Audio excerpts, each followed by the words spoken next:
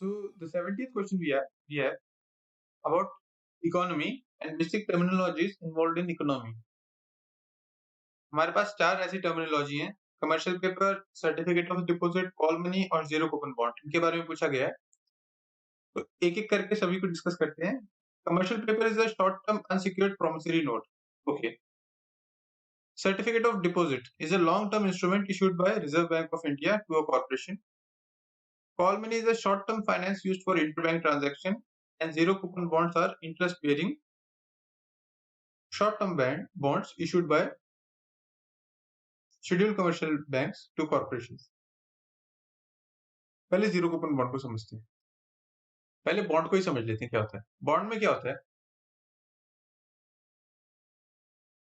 एक तरीके से एक एग्रीमेंट है जिसपे लिखा, जिसके पास एक फेस वैल्यू होती है, सपोज 100 करोड़। ओके, और उसके ऊपर एक इंटरेस्ट रेट होता है 10%, और उसकी एक डेट होती है कि कब तक ये वैलिड है, सपोज XYZ।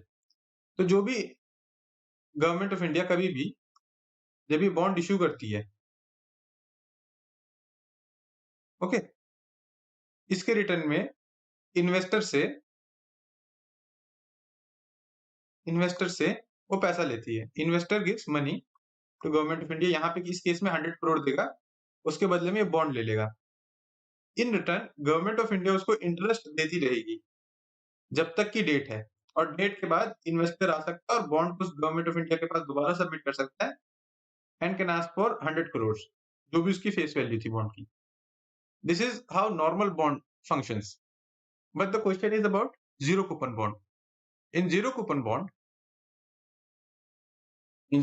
bonds, एक फेस वैल्यू होती है 100 करोड़ की और डेट होता है जो दोनों में है, लेकिन यहाँ पर इंटरेस्ट नहीं होता बल्कि डिस्काउंट होता है। Suppose discount is 10%। तो अगर डिस्काउंट 10% का है तो इसका मतलब ये है कि बॉन्ड को 100 करोड़ में नहीं बेचा जाएगा बल्कि 90 करोड़ में बेचा जाएगा। इसका मतलब क्या है, whenever government of India investor को बॉन्ड देगी, तो पहले वाले केस में क्या था, 100 करोड़ ले रही थी, उसके ऊपर इंटरेस्ट दे रही थी। इस केस में क्या होगा, government of India will only get 90 crore, लेकिन इसके बदले इंटरेस्ट नहीं देना है। जब भी डेट खत्म हो जाएगी इसकी और रिडीम करने की डेट आ जाएगी, तो इन्वेस्टर जब आएगा तो इन्वेस्टर को बॉन्ड के बदले 100 करोड़ मिलेंगे। Okay, so understand this. Government 100 crore देगी वैलिडेशन के बाद में, जैसे एक्सपायरी डेट आ जाती है बॉन्ड की, बट विल नॉट पे any kind of interest. It will, government क्या करेगी, हालांकि उसको डिस्काउंट पे बेच देगी। ठीक है, so this is how zero coupon bonds work. Zero coupon bonds पे कोई भी इंटरेस्ट नहीं होता, but they are sold at discounted prices. It is not like any other bond in which interest rate is promised और per annum interest देना पड़ेगा। So fourth statement is incorrect. If fourth is incorrect, then B and D are incorrect. Call money के बारे में पूछा गया है। Call money के बारे में जो स्टेटमेंट दी है वो 100% करेक्ट है। कैसे, suppose this is bank 1 and this is bank 2। Bank 1 के पास अभी 10 करोड़ है, लेकिन कोई लोन लेने वाला नहीं है। तो बैंक 1 के लिए एक चिंता की बात है, क्योंकि ये 10 करोड़ जो आइडल पड़े हुए हैं, banks have to give interest to the depositors. ये 10 करोड़ डिपॉजिटर्स के पास से आए होंगे, लेकिन इसके ऊपर इंटरेस्ट देना है बैंक को, लेकिन बैंक इसके ऊपर कुछ कमा नहीं पा रहा है। दूसरा केस क्या है, बैंक 2 के पास लोन लेने वाले आ गए हैं, लेकिन उसके पास अभी पैसा नहीं है, इतना लोन उसने दे दिया है। सो अब इनके बीच में एक कॉल हो सकती है। Bank 2 can call bank 1 and ask for your surplus money. अपना सरप्लस मनी मुझे दे दो। Bank 1 will be very happy, वो खुश है सरप्लस मनी देने में, क्योंकि उसको कुछ ना कुछ इंटरेस्ट मिलेगा ही। तो bank 1 will give surplus money and in return bank 2 will provide interest rate. This whole operation is known as call money operation, which is for short term period. और जो इंटरेस्ट रेट यहाँ पे दिया जा रहा है उसको बोलते हैं call money rate. Recently RBI ने इसको एक बेंचमार्क के रूप में सेट करा है कि आगे कोई भी आप लोन दोगे मार्केट में, in specific fields call money rate को एक बेंचमार्क बनाने की बात हो रही है. So call money is correctly mentioned. So if fourth is incorrect and 3 is correct, so we are left with only this option. Option C is the correct answer. तो ये तो हो गया elimination method से. But let's go through the explanation as well. Here we have the correct answer. Option C is marked as the correct answer, and these are the statements. Explanation. Statement 1 के correct बताया गया है. क्यों? क्योंकि CP को 1990 में introduce किया गया था and it was used by corporate houses. Funds इकट्ठा करने के लिए कॉर्पोरेट हाउसेस को परमिशन दी गई थी कि आप ऐसे ही बॉन्ड इशू कर सकते हो, बट हर एक को नहीं मिलेगी. ओनली दोज कंपनीज जिनको एक क्रेडिट रेटिंग एजेंसी से सर्टिफिकेट मिला हुआ है.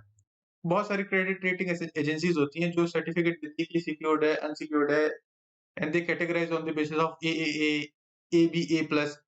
तो कोई भी ऐसी क्रेडिट रेटिंग एजेंसी जिसको RBI ने अप्रूव करा है और वो एक बार सच एज क्रिसिल, इकरा, वो एक बार अलाउ कर देती हैं कॉर्पोरेट्स को, जिन कॉर्पोरेट हाउसेस को, वो कॉर्पोरेट हाउसेस CP के थ्रू फंड रेज कर सकते हैं on an interest by issuing commercial paper.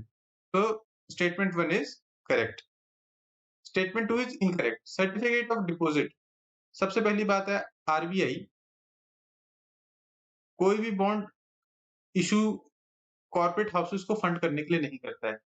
So statement 2 is incorrect in this regard first of all. लेकिन फिर भी स्टेटमेंट 2 के बारे में हम लोग पढ़ लेते हैं. इट वाज ऑर्गेनाइज्ड इन 1989 और ये बैंक्स द्वारा यूज किया जाता है. Banks use this. Okay, like many deposits, FD, RD, CD is another type of deposit which is issued by banks to depositor. Depositor अपना पैसा CD में डाल सकते हैं.